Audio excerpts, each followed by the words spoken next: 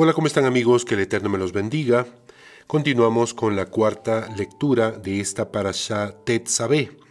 Esta lectura va desde el capítulo 29 de este libro de Éxodo, libro de Shemot, capítulo 29 desde el verso 1 hasta el verso 18 y posteriormente vamos a estar leyendo algunos comentarios del Humash y luego vamos a hacer una reflexión, un comentario personal de esta lectura. Muy bien, entonces vamos a comenzar a leer la escritura. Dice así: Esto es lo que harás para ellos, para santificarlos, a fin de que oficien como sacerdotes ante mí. Toma un novillo y 2 carneros sin mácula, con panes ácimos, hogazas ácimas, mezcladas con aceite, y obleas ácimas, untadas con aceite, de harina de flor de trigo, las harás. Las colocarás en un solo canasto, y las acercarás en el canasto con el novillo y los 2 carneros. A Aarón y a sus hijos los acercarás a la entrada de la tienda de reunión, y los sumergirás en el agua. Tomarás las vestimentas y vestirás a Aarón con la túnica, el manto del efod, el efod y el pectoral, y los ceñirás con el cinturón del efod. Colocarás el turbante sobre la cabeza y colocarás la corona de santidad sobre el turbante. Tomarás el aceite de unción y lo verterás sobre su cabeza y lo ungirás. Harás que sus hijos se acerquen y los vestirás con túnicas. Los ceñirás con una faja a Aarón y a sus hijos, y les pondrás las mitras, y será para ellos el sacerdocio un deber eterno, e investirás a Aarón y a sus hijos. Acercarás al novillo frente a la tienda de reunión, apoyarán a Aarón y sus hijos sus manos sobre la cabeza del novillo. Sacrificarás el novillo ante Hashem, frente a la entrada de la tienda de reunión. Tomarás de la sangre del novillo y la colocarás sobre las astas del altar con tu dedo, y toda la sangre verterás sobre la base del altar. Tomarás toda la grasa que cubre las entrañas, el diafragma, junto con el hígado, los 2 riñones y la grasa que hay sobre ellos, y los quemarás como ofrenda sobre el altar. La carne del novillo, su cuero y sus excrementos quemarás en el fuego, fuera del campamento. Sacrificio expiatorio es. Tomarás el primer carnero, apoyarán a Aarón y sus hijos sus manos sobre la cabeza del carnero, sacrificarás al carnero y tomarás su sangre y la arrojarás sobre el altar en derredor. El carnero cortarás en sus partes, lavarás sus entrañas y patas y los colocarás junto con sus partes y cabeza. Quemarás como ofrenda todo el carnero sobre el altar. Una ofrenda de elevación es para Hashem, un aroma agradable. Una ofrenda ígnea, es decir, encendida, es para Hashem. Hasta ahí esta cuarta lectura de la parashá Tetzaveh. Vamos a ver ahora algunos comentarios referentes a esta lectura. Dice así: ceremonia de la investidura. Una vez finalizadas la construcción del tabernáculo y la confección de las vestimentas sacerdotales, la estructura física y los kohanim, los sacerdotes, debían ser consagrados por medio de los rituales descritos en este capítulo. El orden de los sacrificios aquí prescripto se denominaba miluim, es decir, investidura o consagración, el cual debía llevarse a cabo cada día durante un periodo de 7 días consecutivos. Durante estos 7 días, el servicio fue realizado exclusivamente por medio de Moshe, quien poseía el rango de Cohen Gadol, sumo sacerdote, y llevaba vestimentas de lino blanco. El texto dice un novillo. El Midrash comenta que el objetivo de estos animales era purgar a Aarón de toda culpa por haber participado en el incidente del becerro de oro. que ya veremos más adelante, ¿no? Por su involucramiento en aquella tragedia nacional, él y su familia habrían sido aniquilados si Dios no se hubiera apiadado de ellos. Al final, él y 2 de sus 4 hijos, Eleazar e Itamar, se salvaron. Comentario al verso 2 dice, con panes ácimos. Estas 3 clases de panes ácimos aparecen descritas en el libro de Vayikra, libro de Levítico, capítulo 2, capítulo 6, y dice que había 10 panes de cada clase. Continúa el comentario diciendo,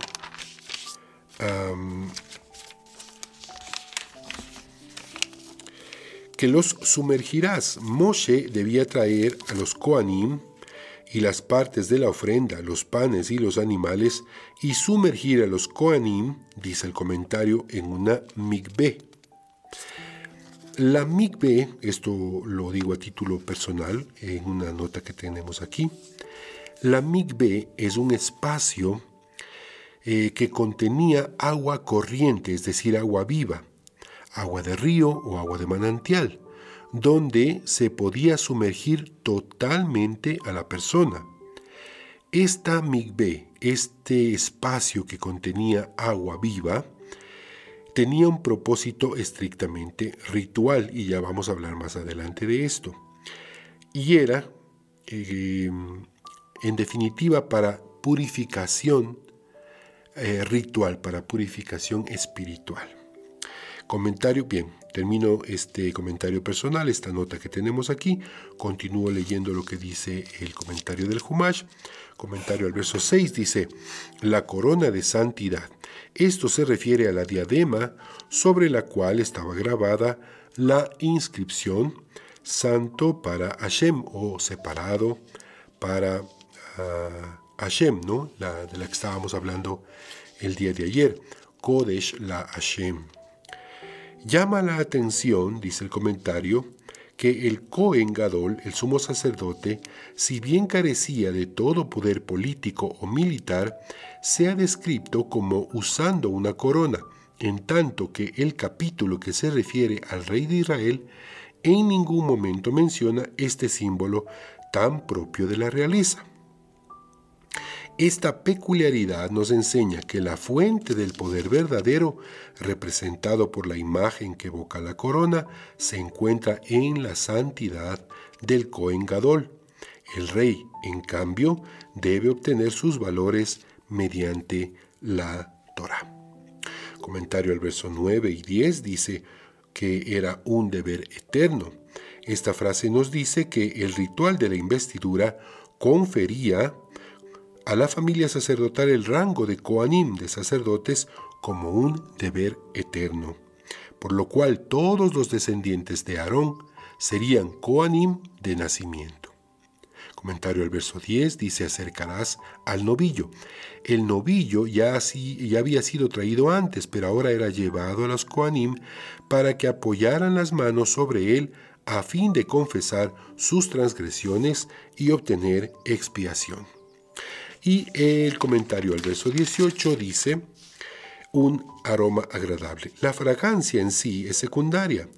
Este versículo nos dice que el Eterno, por decirlo de alguna manera, siente satisfacción por el aroma de la ofrenda mientras es consumida por el fuego, ya que atestigua que la nación cumplió con la orden divina. Bien, hasta aquí los comentarios del Humash. Vamos a hacer ahora una reflexión, una breve reflexión personal sobre esta lectura, esta cuarta lectura. Bien, en esta cuarta lectura hay algunos asuntos importantes que quisiéramos reforzar. Tenemos el tema de la expiación, entiéndase propiciación, redención, según el judaísmo. Dice la Escritura, capítulo 29, versos 10 y 11, de este libro de Shemot, ¿no?, que debían traer al novillo, y Aarón y sus hijos ponían sus manos sobre el novillo, y luego sacrificaban el novillo, y la sangre del animal era colocada en el altar. Y el comentario dice que de esta manera Aarón y sus hijos obtuvieron expiación.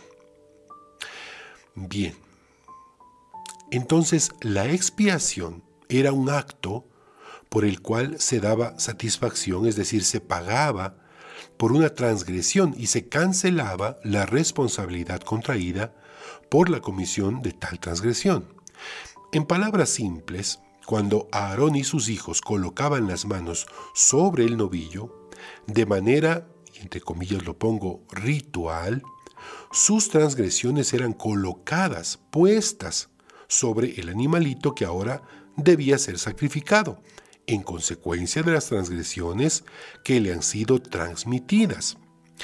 Ahora, la pregunta es, si la base para la expiación era inicialmente el sacrificio en el altar, ya sea en el Mishkan o en el tabernáculo, ¿cómo se puede ahora, en la actualidad, encontrar la expiación si los sacrificios del Mishkan ya no existen? Voy a repetir este planteamiento. Si la base de la expiación era inicialmente el sacrificio en el altar, ya sea en el Mishkan, en el tabernáculo, ¿cómo se puede ahora, en la actualidad, encontrar la expiación si los sacrificios del Mishkan ya no existen? Entonces, es muy importante mencionar que hoy en día no se hacen más sacrificios de animales para expiación de transgresiones. Si usted conoce de alguien que está haciendo sacrificio de animales con el ánimo de evocar o rememorar los tiempos del templo, déjeme decirle que esa persona está bien equivocado y no está haciendo nada más que un buen asado. Otro asunto más importante todavía, escuche bien esto. Nunca, jamás se hicieron sacrificios humanos para expiar las culpas de nadie. Nunca jamás se hicieron sacrificios humanos para expiar las culpas de nadie. Así que, si usted sigue creyendo que un supuesto maestro, profeta, se autoinmoló voluntariamente para expiación de las transgresiones de alguien, está muy lejos de lo que está ordenado y prescrito en las Escrituras. Los sacrificios de expiación fueron siempre de animales. El cristianismo se inventó, o mejor dicho, torció la Escritura para acomodar la glorificación de su maestro. Les aconsejo ver todos los videos sobre los mitos del pensamiento religioso. Voy a dejar el enlace aquí en la descripción del video y en las lecturas posteriores. Existen en la Torá otro tipo de ofrendas de expiación. Ofrendas de harina, de aceite, ofrendas de incienso, ya veremos más adelante esto. Pero bien, la pregunta sigue existiendo. ¿Cómo se puede ahora encontrar la expiación si los sacrificios del Mishkan ya no existen? Aquí hay un pensamiento sobre la expiación contemporánea, y estoy tomando esto de la página de Chabad.com. Dice así: nuestros sabios, dice el escritor del artículo, nos dicen que en el libro de ética de nuestros padres, en el Pirkei Avot, capítulo 1, verso 2, dice: sobre 3 principios está fundado el mundo, sobre la Torá, sobre la abodá o el servicio al Eterno y sobre los actos de benevolencia. Vamos a hablar de estos aspectos. La Torá. El Talmud dice que aquel que se adentra en las leyes de los sacrificios se considera como si hubiera ofrecido un sacrificio. Mediante el estudio de las leyes y sus significados, logramos la expiación y la cercanía a Dios que un sacrificio conseguiría. Esto lo dice el Talmud. Entonces, ahora mismo, mientras usted y yo estamos estudiando sobre las leyes de los sacrificios, eso se considera como que hubiéramos ofrecido un sacrificio. No hace falta ofrecer un sacrificio real, un sacrificio de un animalito. Vamos a hablar sobre la abodá, o mejor dicho, el artículo está hablando sobre la abodá, el servicio. Abodá es la palabra en hebreo para servicio a Dios. Reemplazamos el sacrificio con el servicio de Dios, el servicio a Dios. Con la oración, el servicio del corazón, articulado en palabras, en las palabras que decimos. El profeta Oseas, en el capítulo 14, verso 3, dice: vamos a hacer las oraciones de nuestros labios en lugar de los sacrificios de bueyes. Por lo tanto, las 3 oraciones diarias, los judíos observantes oran 3 veces al día, ¿no? Son en lugar de los servicios diarios y sacrificios que se realizaban en el templo. Entonces, otra manera, no digamos moderna, otra manera actual, ya que no existe templo donde hacer sacrificios, es el servicio, la abodá, el servicio a Dios. Finalmente tenemos los actos de benevolencia. Dar caridad, dar de uno mismo, también se considera como un método para encontrar la expiación. Alguien que da su dinero, duramente ganado en caridad, en ofrenda voluntaria, está en cierto sentido sacrificándose, ya que está dando el dinero que podría haberse gastado para su beneficio personal. Así lo explica el escritor de este artículo, Rabino Shmuel Cohen. Bien, veamos ahora un segundo aspecto, una segunda reflexión que podemos hacer de esta cuarta lectura.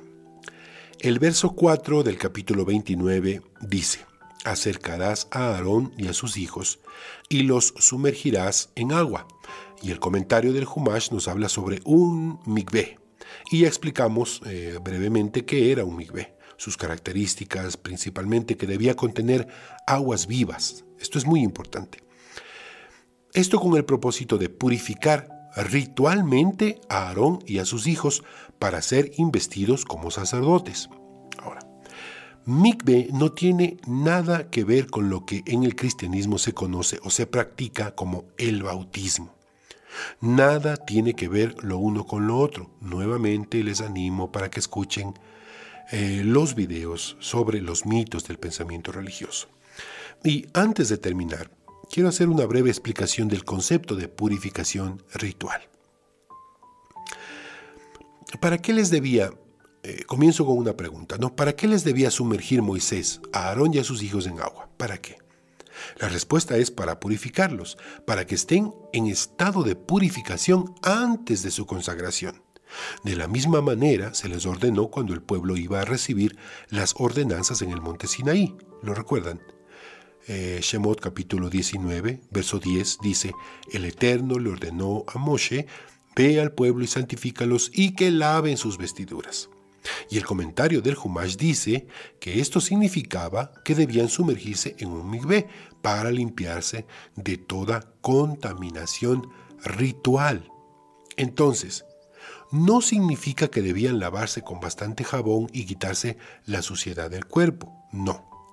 De hecho, y este es un comentario que lo estoy sacando ahora porque no lo tengo aquí en mis notas, de hecho, en Israel, en una mikvé, que ahora pues obviamente existen muchos lugares donde tú puedes hacer esta purificación ritual, antes de acercarte a una mikvé, antes de hacer el baño ritual, pues tú tomas un baño para asear tu cuerpo, para limpiar tu cuerpo, con jabón, con shampoo, con todas las comodidades normales de un baño normal que tiene la intención de limpiar tu cuerpo.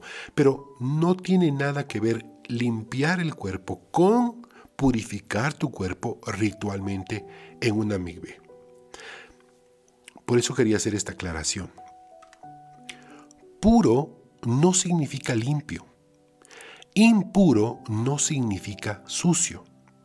Algo puede ser ritualmente puro y estar completamente sucio. Algo puede ser ritualmente impuro y estar completamente limpio. Voy a volver a repetir esto. Puro no significa limpio.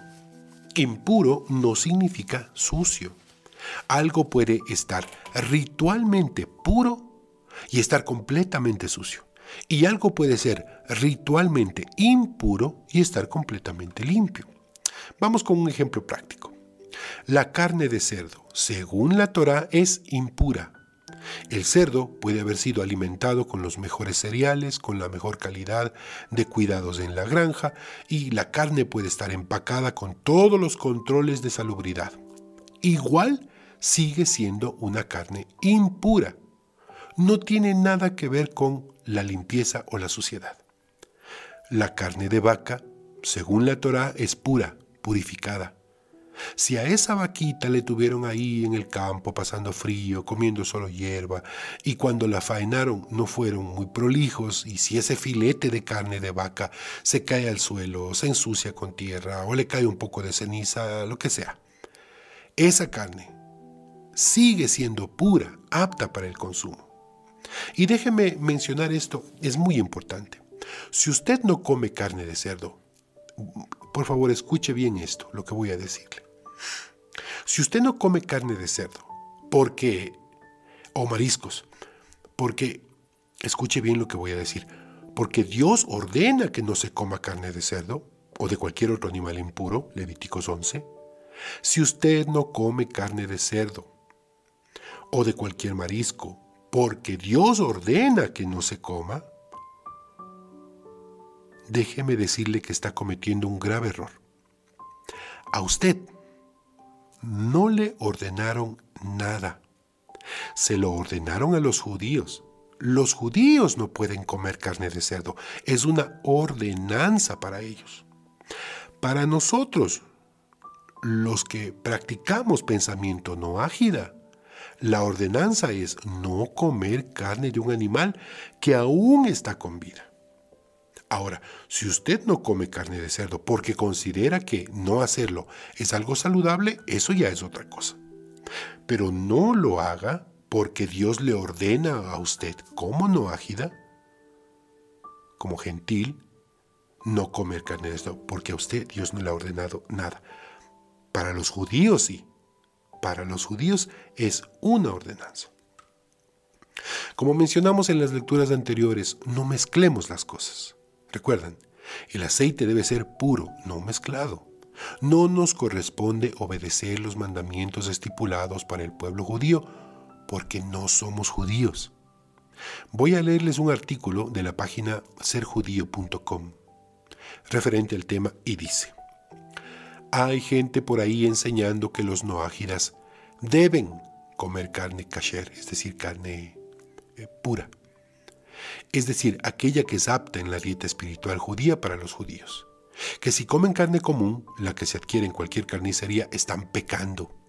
Que debe ser solamente de animales permitidos en la dieta judía, por lo que quedaría fuera el cerdo, langostinos, etc. Faenados por judíos de acuerdo al ritual judío. En definitiva, la carne kasher la imponen como un mandamiento para el gentil que quiere ser leal a Dios, pero de acuerdo a la ley, esa enseñanza y esa imposición son falsos. El noágida que lo desee puede comer carne kasher, pero sabiendo que lo hace por mera voluntad propia, sin ninguna ventaja espiritual. No hay ventaja espiritual puesto que no están cumpliendo ningún mandamiento que Dios les haya indicado, ni están corrigiendo ninguna imperfección con eso. Simplemente o porque gustan del sabor de la carne kasher, o porque están seguros del origen de la misma, o porque simplemente tienen deseos de hacerlo, pero no por ningún tipo de obediencia. Pero pretender, sigo leyendo el comentario, pero pretender hacer de esto una actividad obligatoria para los noágidas con carácter sagrado es un error y hasta quizás un verdadero atentado a la lealtad que le debemos al Eterno. Porque si Él no lo ha ordenado, ni está contemplado en ninguna parte, ninguna fuente, ¿cómo se atreven a imponerlo y declararlo sagrado para los noágidas? No hay argumento traído de los pelos, ni malabar típico del religioso, ni furia fanática que impone regímenes que el Eterno no ha ordenado. Tomemos un breve pasaje de la Torá que lo deja claro y sin dudas. Dice así, sigo leyendo el comentario nada más. Dice: no comeréis ningún animal mortecino, muerto, sin la apropiada faena ritual. Lo podrás dar al ger, al gentil, que cumple conscientemente con los 7 mandamientos, que está en tus ciudades para que él lo coma, o lo venderás a un extraño, es decir, a otro no judío, que no cumple con los mandamientos noágicos, porque tú, a los judíos se dirige el texto, ¿no? Eres un pueblo santo para el Eterno, no guisarás el cabrito en la leche de su madre.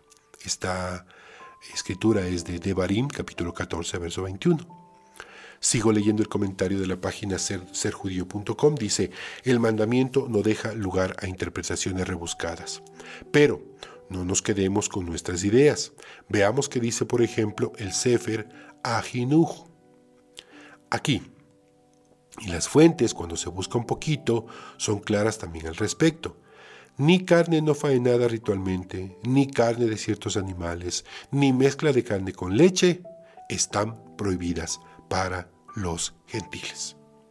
Tenemos que andar con muchísima precaución para no hacer del noajismo una religión, lo cual incluye convertirla en una sucursal pobre del judaísmo.